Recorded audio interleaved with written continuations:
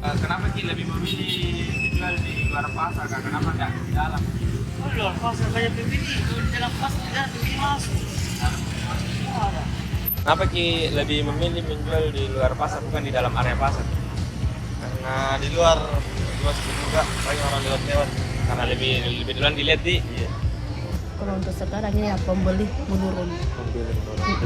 Mempengaruhi kayak online begitu. Oh, pengaruh. Jadi kurangnya waktu datang ke pasar. Iya, baru parkiran juga di depan juga susah. Parkiran di depan. Apalagi penjual di depan tangga jadi orang susah masuk. Kalau di dalam bangunan mulai dari kebersihan dan cara yang pakai. Karena kan dari tahun 2020 sudah kebakaran dan depan. Kalau masalah macet sih bagian depan yang kan di pedagang juga terlalu lama ya. Dia banyak yang tidak ikut aturan mulai dari aturan jalan. Contohnya di parkir. Harapannya di pasar Tero ke depannya mungkin kebersihannya lebih dibersihkan lah, parkirannya diperbaiki supaya pengunjung bisa masuk dengan nyaman. Karena lebih murah di area luar tuh dibanding di dalam pasar. Makanya sih ya bisa lebih rapi lagi sih penataan pasarnya. Pasar Terong merupakan salah satu pasar tradisional yang berada di Kota Makassar. Pada tahun 1960 menjadi awal munculnya Pasar Terong. Hal ini dikarenakan para pedagang berjualan di sepanjang jalan Terong dengan menggelar tikar atau biasa disebut dengan palapara. Sehingga pada tahun 1970, pemerintah Kota Makassar mulai merencanakan pembangunan Pasar Terong. Hingga saat ini, Pasar Terong terus berkembang dengan segala dinamikanya.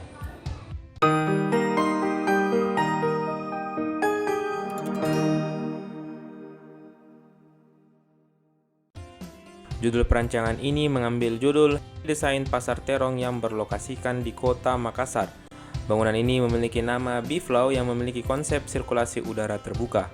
Dari nama ini juga terlahir konsep Behave yang memiliki konsep untuk mendisiplinkan pedagang nakal yang berjualan di tepi jalan. Dan Beehive yang dimana hampir seluruh bentuk dari bangunan memiliki konsep yang terlihat seperti sarang lebah.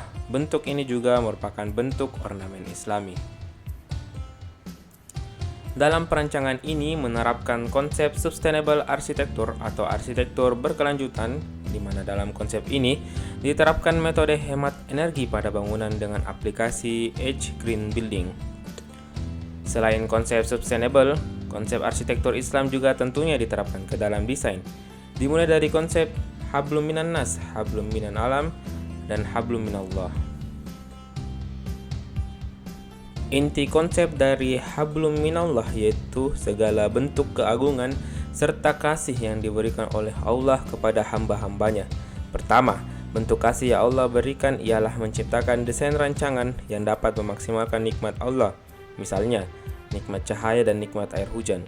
Kami menggunakan skema arsitektur berkelanjutan di mana struktur atap berupa corong yang dapat menampung air hujan, yang kemudian airnya akan ditampung ke dalam ground water tank, dan juga memaksimalkan cahaya masuk ke dalam bangunan. Adapun bukaan yang banyak yang memberikan banyak sirkulasi yang masuk, sedangkan nikmat agung yang ditampilkan ialah lebar dan tingginya objek struktur atap yang menciptakan kesan Allah Maha Agung. Dengan sadar akan keagungan Allah, kita akan senantiasa merasa kecil dan selalu introspeksi diri. Adapun penciptaan musola merupakan salah satu poin yang menghubungkan antara manusia dengan Tuhannya. Konsep hablum minal alam yang diterapkan yaitu vertical garden, bukaan yang banyak, indoor garden, serta penggunaan kembali air yang disimpan ke dalam groundwater tank yang digunakan untuk kepentingan aktivitas penggunaan pasar, serta menghemat semaksimal mungkin energi yang digunakan untuk melestarikan lingkungan sebagai bentuk mengurangi polusi dunia. Konsep hablum minan nas yang diterapkan yaitu menyediakan berupa fasilitas-fasilitas yang dapat menunjang serta mempermudah aktivitas manusia sebagai pengguna, seperti sirkulasi yang lebar untuk para pembeli di setiap stand, pengadaan playground, ruang laktasi, serta communal space lainnya. Pemisahan laki-laki dan perempuan diterapkan dalam penempatan toilet yang tidak berdampingan atau ditempatkan berjauhan. Sistem kebersihan pada Pasar Terong, kami menerapkan tempat pembuangan sampah di bagian belakang tapak, yang dimana akan selalu diambil oleh para petugas TPA. Untuk menghadirkan konsep Jannatul Fil Ard, musola di tengah area pasar menjadi kunci penghubung untuk mencapai ridho Allah yang menghubungkan antara hamba dan Tuhannya. Adapun bukaan yang banyak memberikan hawa sejuk dan kelegaan terhadap jiwa-jiwa manusia yang hampa.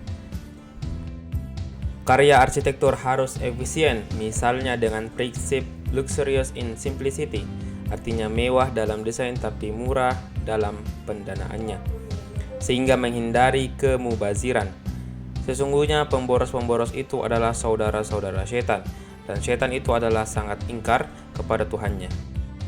Bangunan ini menerapkan konsep yang terlihat pada desain bangunannya yang terlihat megah, namun sebenarnya sangat hemat dalam penggunaan material dan bahan pada bangunannya.